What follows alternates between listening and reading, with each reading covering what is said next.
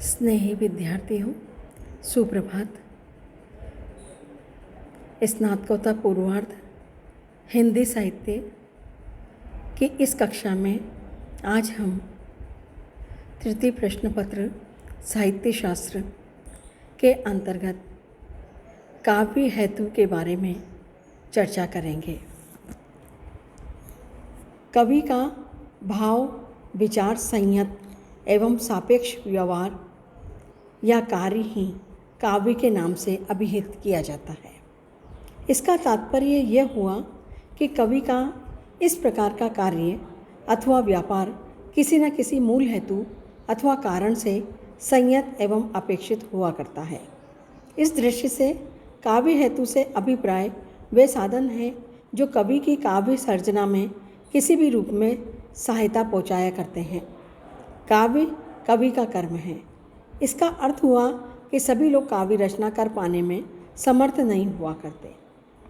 जीवन में जितने प्रकार के भी प्रकृति के व्यापार हैं, सामान्य जीवन के प्रत्यक्ष व्यवहार और व्यापार हैं, उनका प्रभाव प्रत्येक व्यक्ति के मन मस्तिष्क पर अनिवार्य रूप से पड़ा करता है। पर सामान्यों के मन पर पड़ने वाला प्रभाव कुआर के बादलों के समान मात्र उमड़ घुमड़ कर ही रह जाया करता है, बरस नहीं पाता। इसका कारण यह है कि सामान्यों में उन प्रभावों को अनुभूति के रूप में व्यक्त कर पाने की शक्ति नहीं रहा करती। इस शक्ति के निर्मायक कुछ ऐसे तत्व या हेतु हैं जो कि कलाकार हृदय या कवि हृदय को ही देवी या अन्य कई कारणों से उपलब्ध रहा करते हैं। वही शक्ति संयत कार्य व्यापार जो कि अनुभूति के रूप में काव्य या कला का रूप धारण करके अभिव्यंजित हुआ करते हैं, उन्हें अभिव्यंजित करने की शक्ति और कारणों को ही काव्य हेतु या काव्य रचना का कारण कहा जाता है। दूसरी ओर काव्य सर्जना के मूल में कवि का कोई न कोई प्रयोजन भी अवश्य रहा करता है।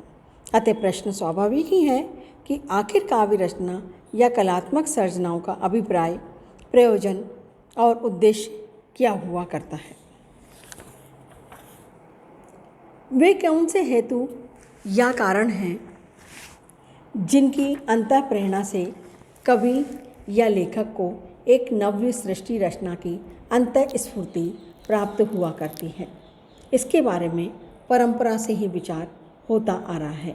भारतीय आचार्यों ने आरंभ से ही काव्य हेतुओं के अन्वेषण एवं उनके स्वरूप निर्धारण का स्तुत प्रयत्न किया है। क्रमशः उनके संबंध में विचार करने से पहले हम ये जान लेते हैं कि हेतु कितने प्रकार के होते हैं और उनकी स्थिति क्या हुआ करती है।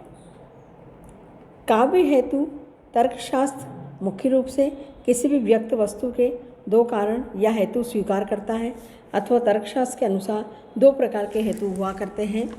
उनके नाम हैं निमित्त हेतु, दूसरा उपादान हेतु। पहले प्रकार के हेतु का कार्य के साथ संयोगगत संबंध रहा करता है, अर्थात उनका संपादित कार्य के साथ निरंतर या अकाट्य संबंध नहीं रहा करता।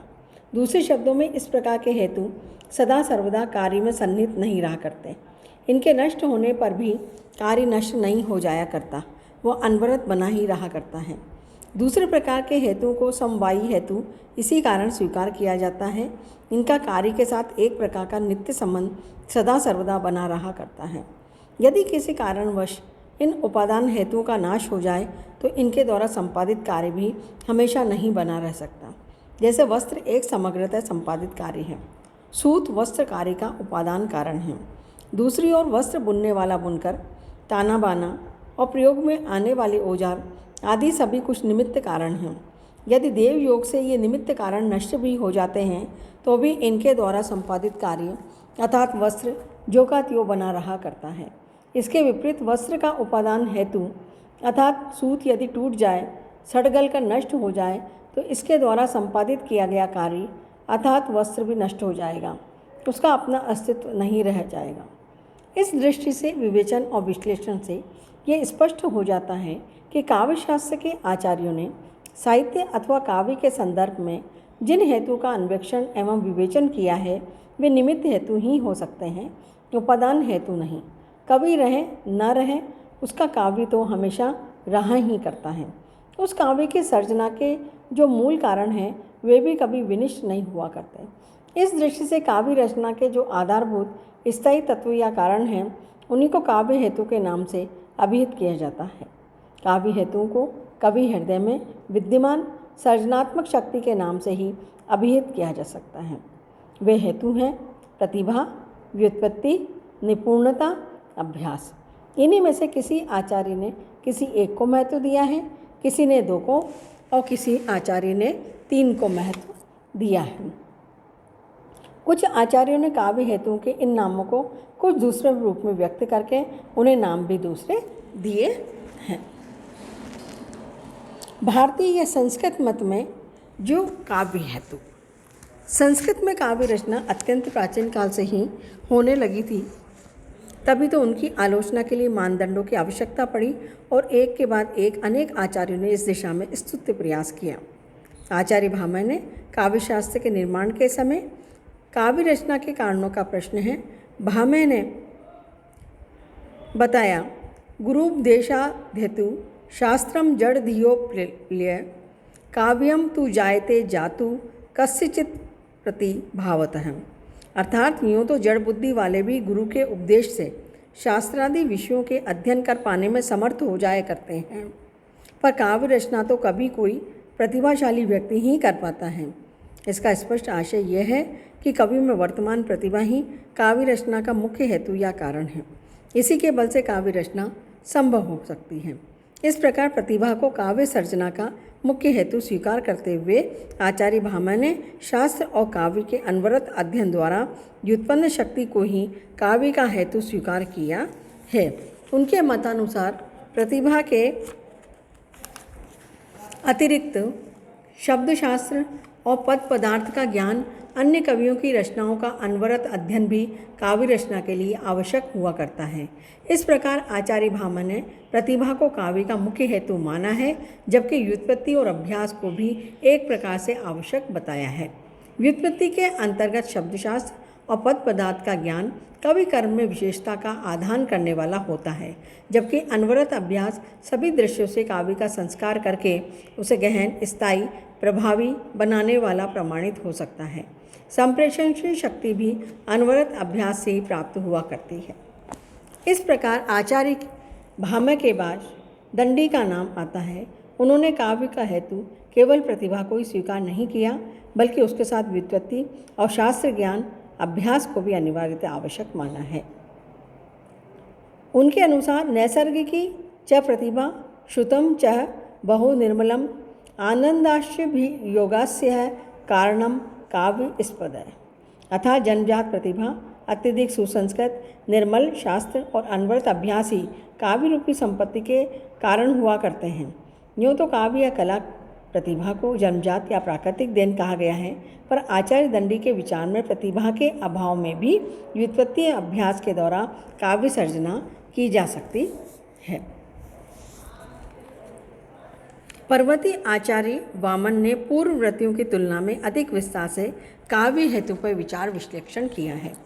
यह भी स्पष्ट है कि आचार्य वामन ने भामह और दंडी के मतों को सामने रखकर ही अपने मत का निर्धारण एवं संपादन किया है, अतः इनका दृष्टिकोण एक सीमा तक समन्वयवादी हो गया है। इन्होंने क्रमशः अन्य कवियों के अध्ययन, मनन, प्रयत्न, अभ्यास, काव्य कला के मर्मज्ञों के निकट बैठकर उनकी सेवा से काव्य कला का ज्ञान प्राप्त करना, अपनी ही रचनाओं की आलोचना समीक्षा करना, पुनरीक्षा करना, जन्म जन्मांतरों की काव्य प्रतिभा और बीज, चित्त की एकाग्रता आदि अनेक बातों तथ्यों को काव्य हेतु के रूप में स्वीकृत एवं प्रतिपादित किया है। इन्होंने व्युत्पत्ति को क्रमशः लोक और विद्या के रूप में विभाजित करके इन्हीं को काव्य सर्जना का मुख्य कारण या हेतु स्वीकारा है। प्रतिभा का महत्व इनकी दृष्टि में गौण है। साथ ही प्रतिभा के अभाव में विरचित साहित्य को निम्न या अवर कोटि का भी स्वीकार किया है। वामन ने काव्य हेतु को काव्यांग कहा है और क्रमशः लोक, विद्या और प्रकीर्ण नाम से 3 काव्यांग प्रमुखता स्वीकारे हैं। लोक के अंतर्गत व्यवहार जगत की सभी प्रकार की परिस्थितियाँ आ जाती हैं। विद्या के अंतर्गत शब्दशास्त्र, स्मृतियाँ, कोश, कला, कामशास्त्र आदि अनेक प्रकार के शास्त्र आ जाते हैं।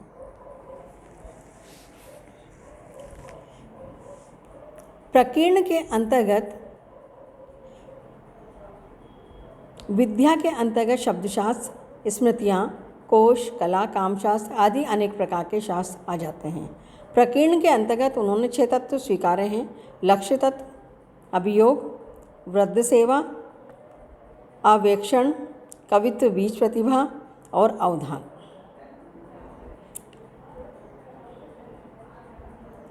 यदि हम सूक्ष्म दृष्टि से वामन के मत का विश्लेषण करें तो इनके सब हेतुओं का सहज समाहार पूर्ववर्ती आचार्यों द्वारा प्रदत्त काव्य हेतु में स्वतः ही हो जाता है। यद्यपि प्रतिभा को वामन ने प्रकीर्ण के अंतर्गत माना है तो भी यह कहकर इसे सर्वाधिक महत्व दिया है, इसके अभाव में रचा काव्य किसी भी उत्कृष्ट कोटि का नहीं हो सकता। आचार्य वामन के बाद इस परंपरा में आचार्य रुद्रट आते हैं। उन्होंने काव्य रचना के उपरोक्त 3 हेतु ही स्वीकार किए हैं। उनके मत का सार ये है कि प्रतिभा के बल पर कवि शब्द एवं उसके अर्थ के अवलोकन की क्षमता प्राप्त करता है, अतः शब्द अर्थ को ठीक प्रकार जान लेने में समर्थ हो जाता है।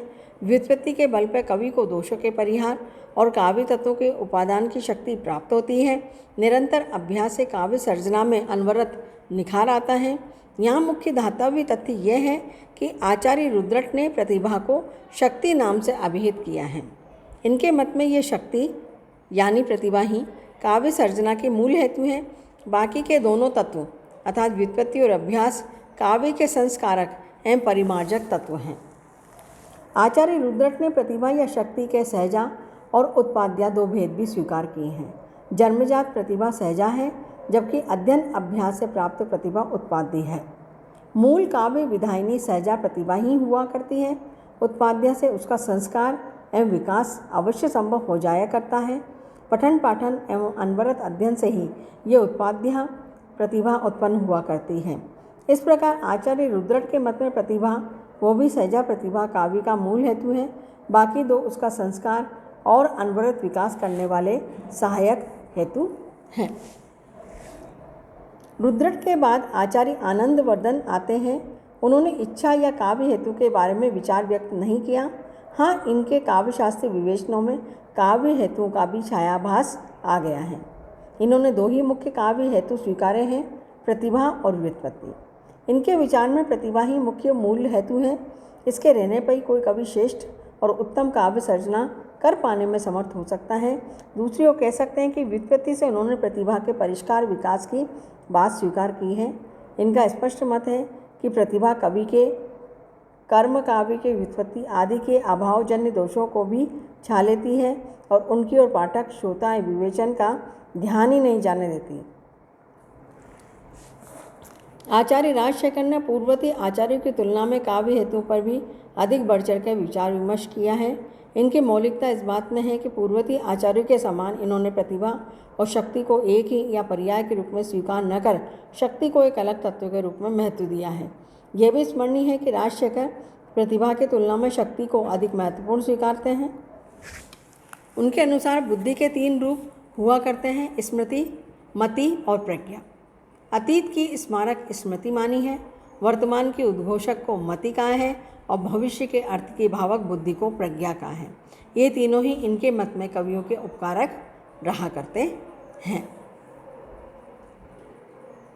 आचार्य मम्मट ने शक्ति यानी प्रतिभा, व्युत्पत्ति और अभ्यास को ही काव्य का हेतु माना है।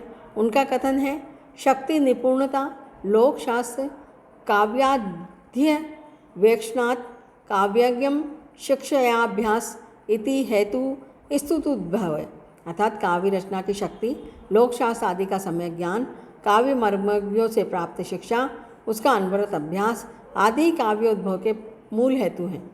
इसके मत में संस्कारगत शक्ति ही कवित्व या काव्यत्व का मूल बीज रूप है।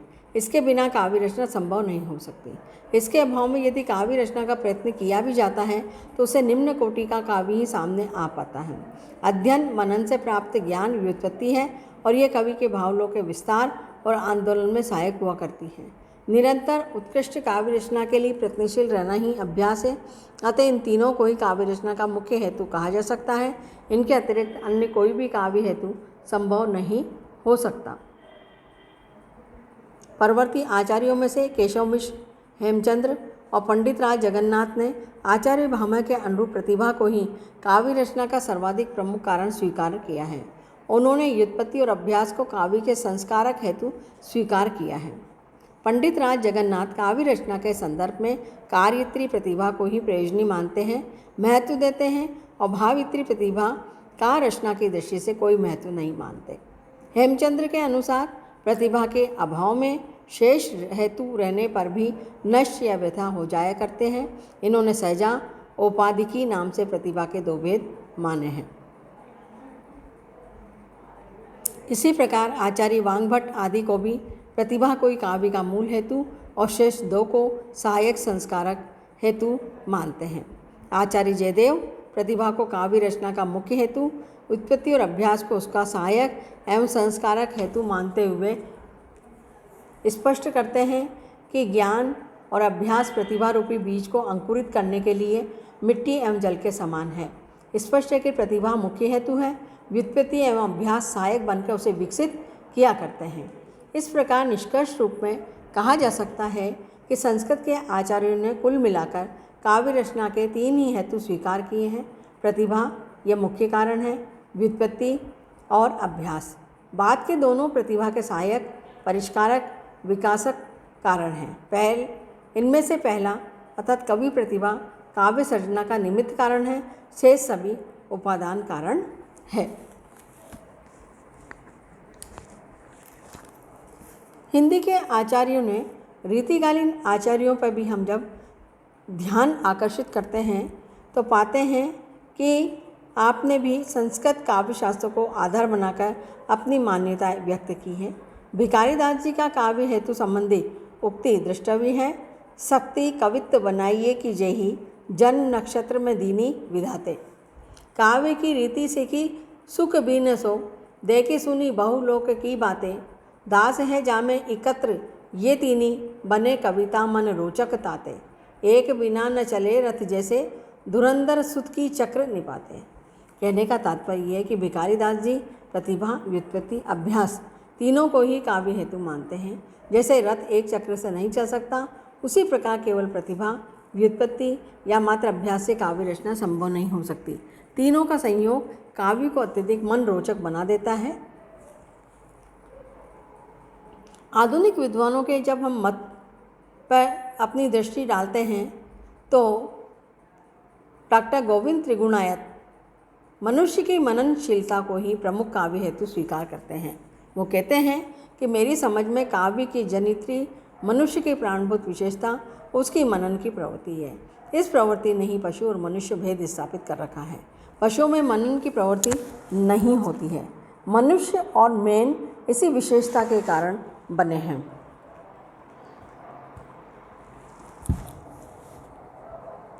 दोनों ही शब्द मन धातु से उत्पन्न हुए हैं। मानव की इस मनन वृत्ति ने ही काव्य या साहित्य को जन्म दिया है। स्पष्टतः उनकी दृष्टि में मननशीलता की वृत्ति सर्वोच्च है। यही काव्य या साहित्य को जन्म देती है।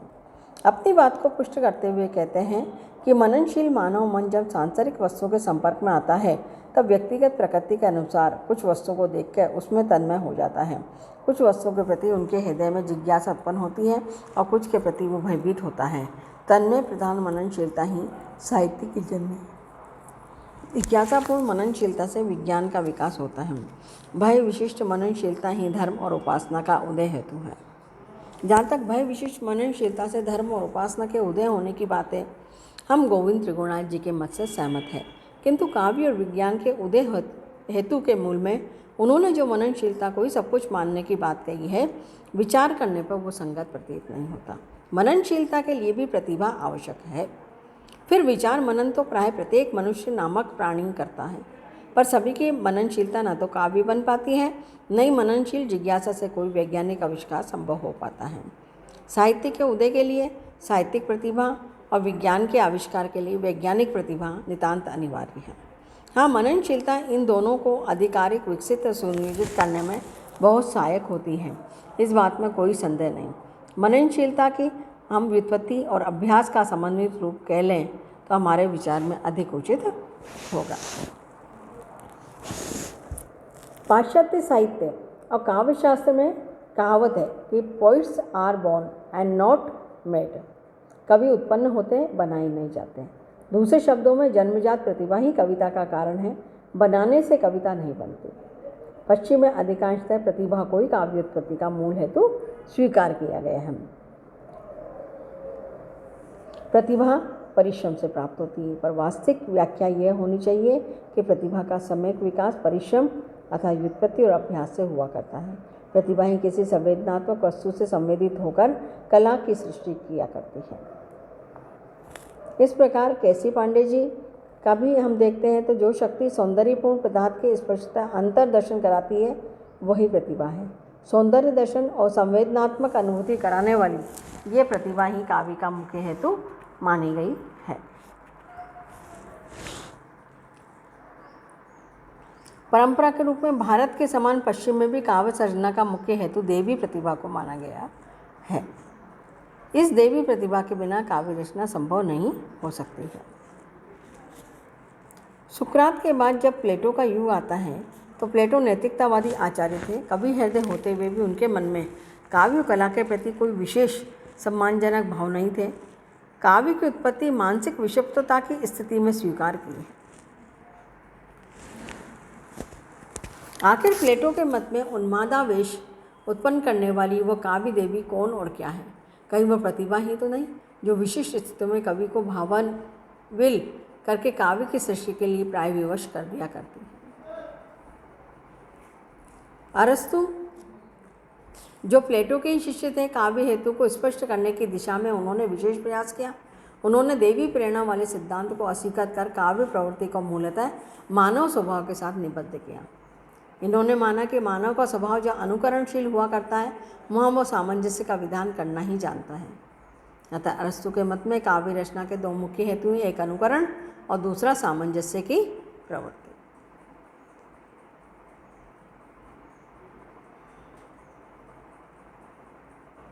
जब डॉक्टर नगेंद्र ये लिखते हैं कि होरेस और उसके अनुयायी नवशास्त्रवादियों को छोड़कर शेष सभी काव्य चिंतकों ने प्रतिभा को ही प्राथमिकता प्रदान की है, वास्तव में होरेस, पोप इत्यादि का भी ये साहस न हुआ कि प्रतिभा को गौण स्थान दें, परंतु उनके विवेचन की मूल व्यंजना निपुणता और अभ्यास के ही पक्ष में थी।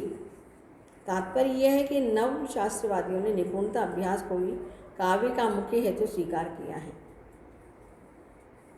होरेस ने प्रतिभा और अभ्यास को काव्य का मूल हेतु स्वीकार किया है और इन दोनों तत्वों में पारस्परिक अटूट संबंध है।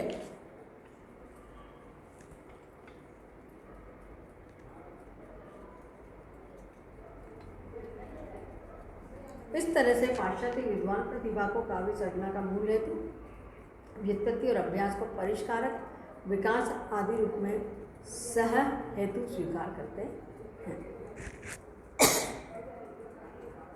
विलियम हडसन ने आत्माभिव्यंजना की इच्छा, मानव, उसके कार्यों के प्रति अनुराग, भोगे जा रहे जीवन की यथार्थता, काल्पनिक जगत के प्रति अनुराग, सौंदर्यानुभूति को काव्य सर्जना के प्रेरक हेतु स्वीकार किया है। इससे स्पष्ट है कि विलियम हडसन अभिव्यक्ति के अंतर प्रेरणा को ही काव्य हेतु कहना चाहते हैं। साथ ही सब इंगित करते हुए नगेंद्र कहते हैं कि आत्माभिव्यक्ति ही वह मूल तत्व है जिसके कारण कोई व्यक्ति साहित्यकार उसकी कृति साहित्यिक हो पाती है। काव्य कवि की आत्माभिव्यक्ति है, पर सामान्य जनों में आत्माभिव्यक्ति की इच्छा नहीं उठती। अवश्य उठती है। कई लोगों को कहते सुना गया कि मैं कला क्षेत्र में ये करना चाहता हूँ, वो करना चाहता हूँ, देखना सुनना चाहता हूँ, पर कर कुछ नहीं पाते। कारण उसमें प्रतिभा का अभाव होता है, उसे व्युत्पन्नता के साधन भी उपलब्ध नहीं होते, फिर अभ्यास का प्रश्न नहीं हो सकता। अतः अभिव्यक्ति के लिए प्रतिभा आवश्यक है। अभिव्यक्ति को सक्षम एवं प्रभावी बनाने के लिए व्युत्पन्नता एवं अभ्यास आवश्यक है। यही हमारा विचार एवं तात्पर्य है। इन तीनों के क्रमशः अंतर संयोजन से श्रेष्ठ काव्य की सर्जना संभव हुआ करती है, अन्य कोई साधन नहीं है।